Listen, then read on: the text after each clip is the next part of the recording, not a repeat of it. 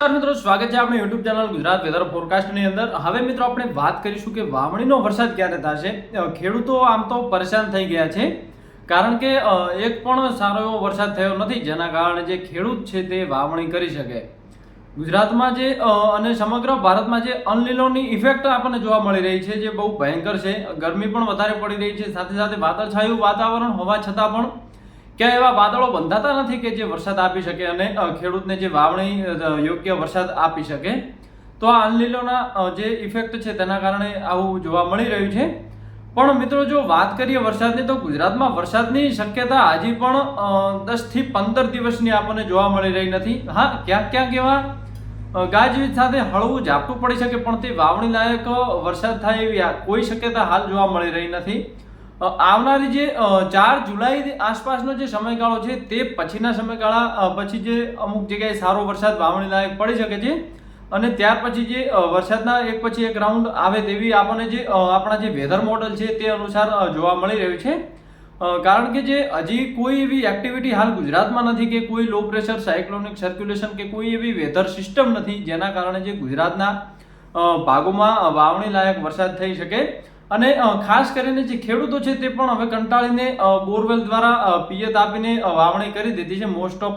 પણ જેને પિયતની કોઈ સુવિધા નથી, બોરવેલની કોઈ સુવિધા નથી કે તળાવોની નહેરોની કોઈ સુવિધા નથી, તે ખેતરો હજી તેમના તેમ સૂકા પડ્યા છે। તેમાં હજી જે વરસાદ આધારિત ખેતી થતી હોય છે તે ખેતી હજી બાકી છે એવું આપણે કહી શકીએ, કારણ કે કોઈ એવો વરસાદ થયો નથી જેના કારણે જે બધા ખેતરો સૂકા જ પડ્યા છે।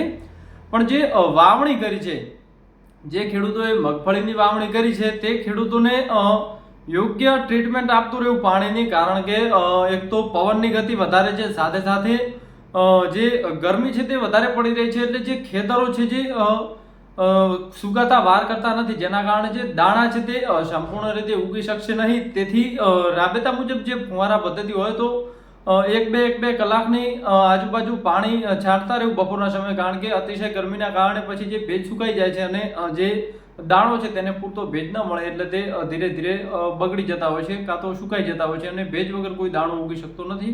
તો ખાસ આ તકેદારી રાખવી। વરસાદને હજી પણ 10 થી 15 દિવસ લાગી શકે છે સારા વાવણી લાયક વરસાદને, અને ક્યાંક ક્યાંક એવું વેધર એક્ટિવિટી ગુજરાતના અમુક જગ્યાઓમાં જોવા મળી શકે છે, વધારે કોઈ પણ જાતની એક્ટિવિટી હાલ જોવા મળશે નહીં।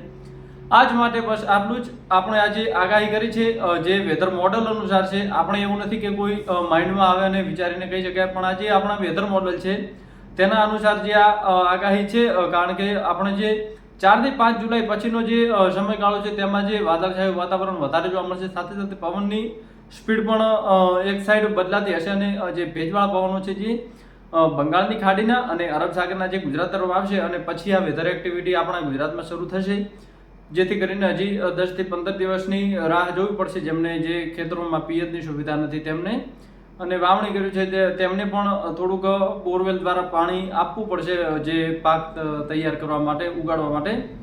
તો થોડીક એ ખાસ તકેદારી રાખવા હું તમને વિનંતી કરું છું। આજ માટે બસ આટલું જ। વિડીયો પસંદ આવતો હોય તો લાઇક, શેર અને સબસ્ક્રાઇબ કરવાનું ભૂલશો નહીં। ધન્યવાદ।